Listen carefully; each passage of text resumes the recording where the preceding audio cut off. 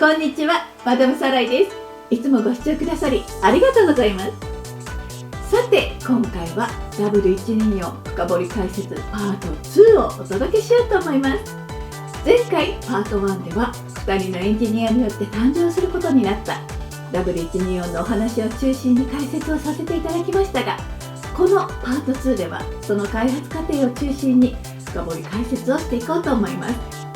1977年7月、プロジェクト W124 はダイムラーベンツの取締役会で正式承認され、研究開発がスタートしました。その目的は全てにおいて世界最高レベルのアッパーミドルクラスを開発すること。いいですか皆さん、世界最高ですよ。2位じゃダメなんです。それではプロジェクト W124 スタートです。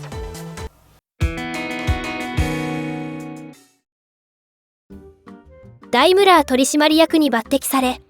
プロジェクト W124 開発総責任者となったベルナー・ブライト・シュベルトは、最高レベルという目的を達成するため、操縦性、安全性、快適性、そして経済性に欠かすことのできない空力デザイン部門、それぞれに目標を定め研究開発をスタートさせました。そして、そのプロジェクトメンバーもまさに粒揃いなんです。例えば、空力デザイン部門だけ見ても、チーフデザイナー、ブルーノ・サッコを中心に、伝説のコンセプトカー、メルセデス C111 で圧巻のデザインを披露したジョゼフ・ガリッツェンドルファー、そして、後に21世紀、メルセデスニューデザインの精神的な父と称えられることになる、新進気鋭の若手デザイナー、ピーター・ファイファーらが起用されました。こうして、W124 開発における全体像の要件定義に移っていくのですが、これにも9ヶ月間に及ぶ議論が交わされることになり、1978年4月、メルセデス・ベンツ W201 モデルプログラムをベースとすることが決定されました。はい、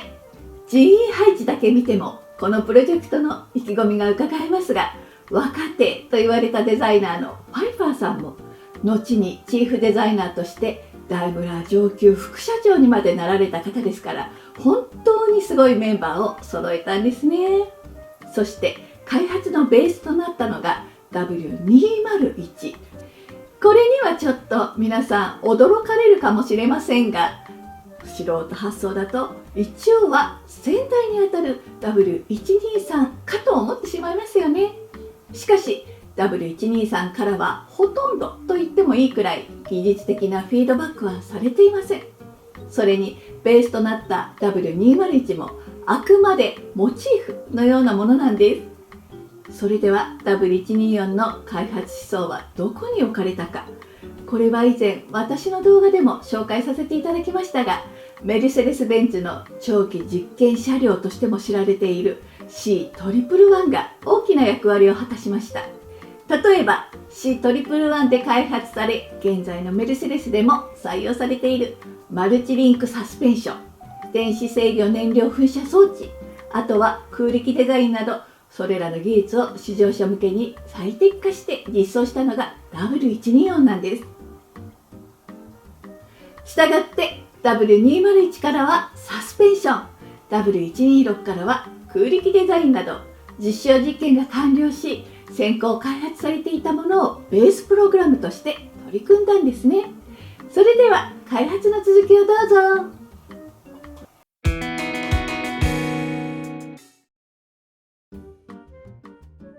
1979年4月、プロジェクト W124 の計画パッケージが完成し、そのガイドラインが示されました。その技術コンセプトは、運転特性、安全性、信頼性の分野で一切の妥協をすることなく、軽量化、経済性の向上を目指すというものでした。例えば、車体構造に関しては、高張力鋼板などの軽量化材の採用とボディの空力最適化により、運転特性のみならず大幅な燃費低減を実現しました。同時に、軽量構造にもかかわらず、S クラスおよびコンパクトクラスで達成された安全基準をさらに最適化したのが特徴です。この W124 シリーズの客室は高い側面衝撃と横転抵抗を特徴とし、前後に洗練された変形ゾーンが装備されています。これは日本では2000年度の衝突試験で導入されたオフセット全面衝突試験の基準がすでに満たされたものであり、その上、歩行者や自転車を保護するために接触の可能性のあるエリアは耐衝撃性を備えた設計になっています。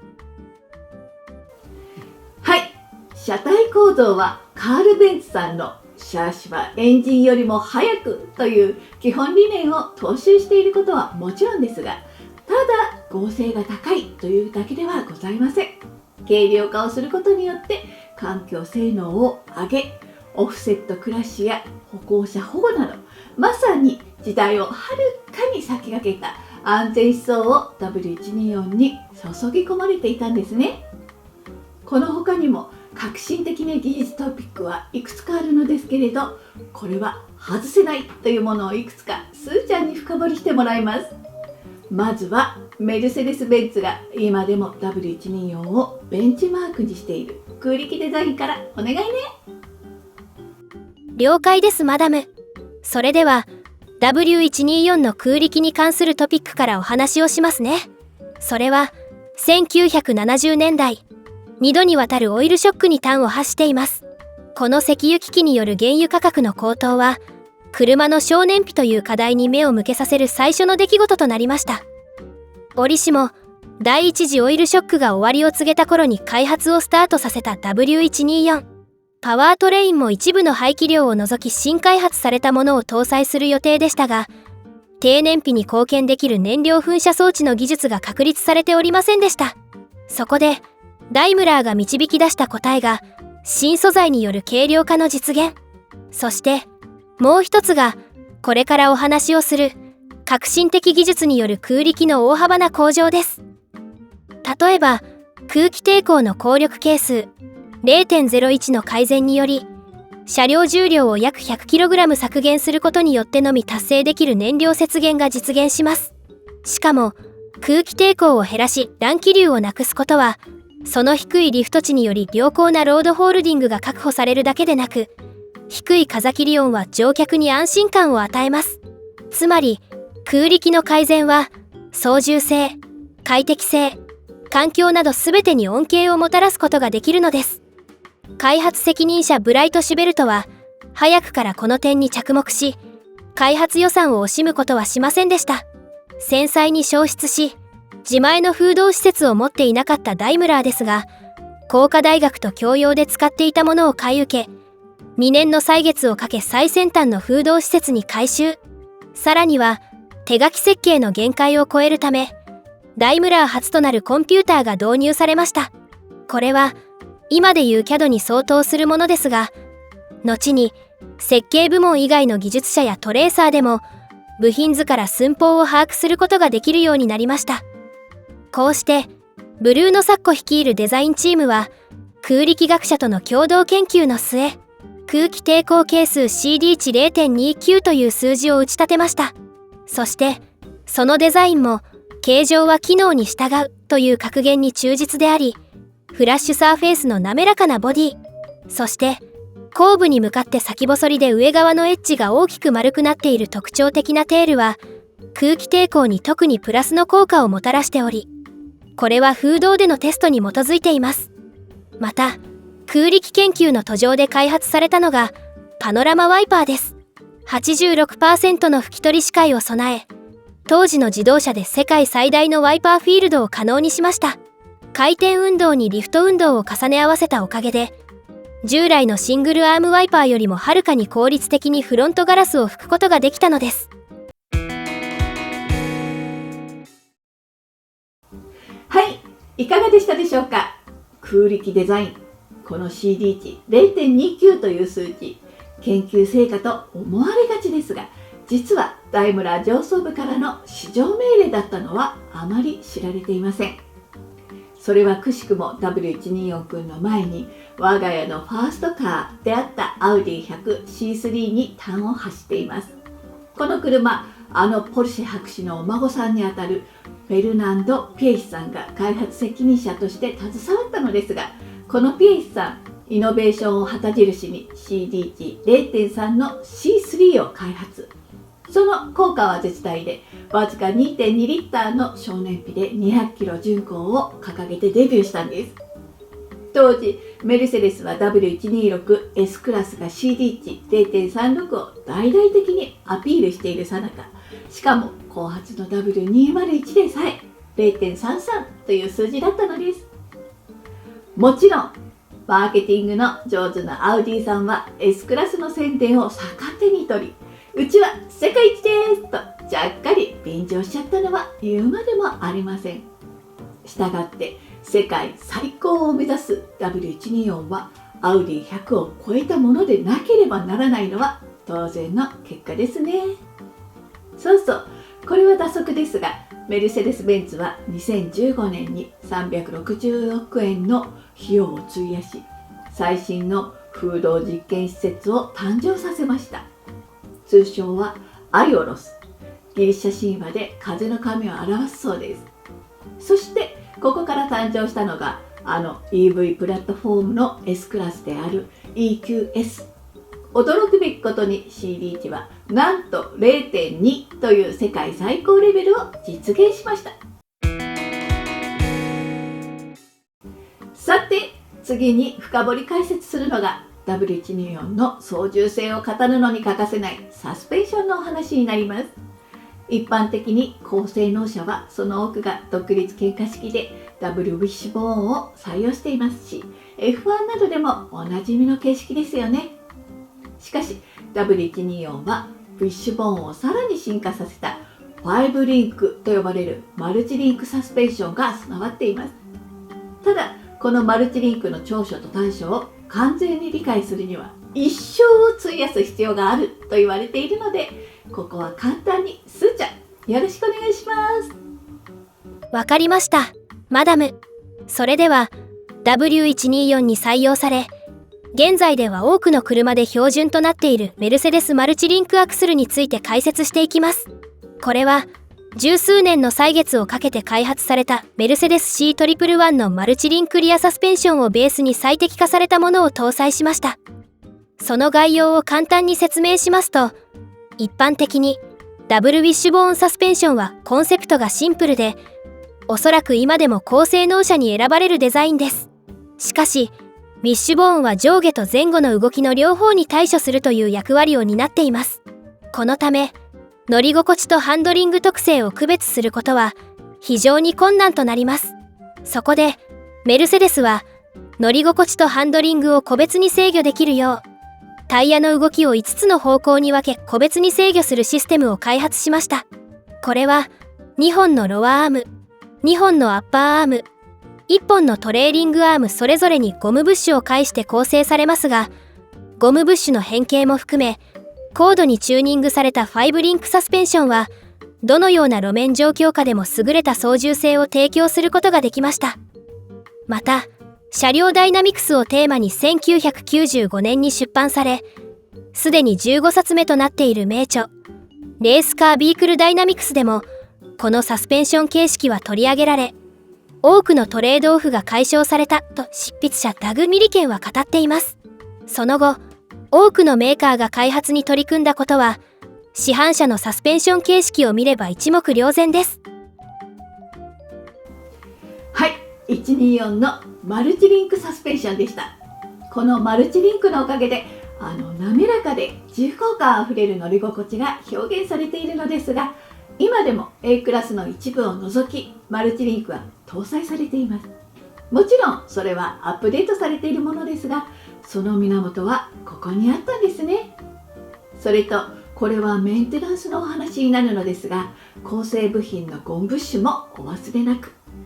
よく124は新車の乗り心地が戻ると言われていますが、それはダンパーとスプリングだけでなく、サスペンションを構成しているアーム類とブッシュを交換することによってのみ得られるものですからね。はい、以上で主だった開発トピックは終了ですね。あとはパワーユニットを乗せてプロトタイプの試作へと進んでいくわけなんですが、すーちゃん深掘り解説お願いします。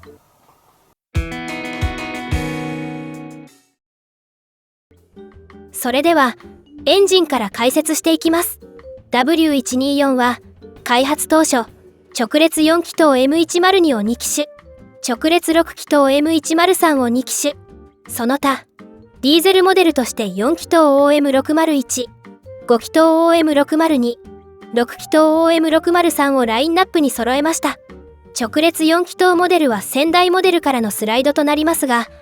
直列6気筒 M103 エンジンは新開発されたものとなります。当時ダイムラーベンツでは直列6気筒設計コンセプトに基づくスムーズでバランスが取れた強力なモデル、ツインカム 2.8 リッター M110 エンジンがありました。しかしその燃費性能は誇れるものではなく、やむなく新エンジンの開発に着手します。こうして誕生したのがダイムラーベンツの歴史の中で最も成功したエンジンの一つと言われる M103 エンジンです。エンジンヘッドは DOHC から SOHC に変更されましたが、これにより M110 エンジンに比べ 40kg 軽量化と生産コストの削減に加え、新たな環境目標を達成することが可能となりました。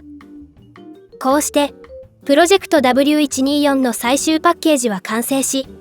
1981年初めにダイムラー取締役会によって承認されました。そして早速プロトタイプの製作に着手することになり、翌1982年半ば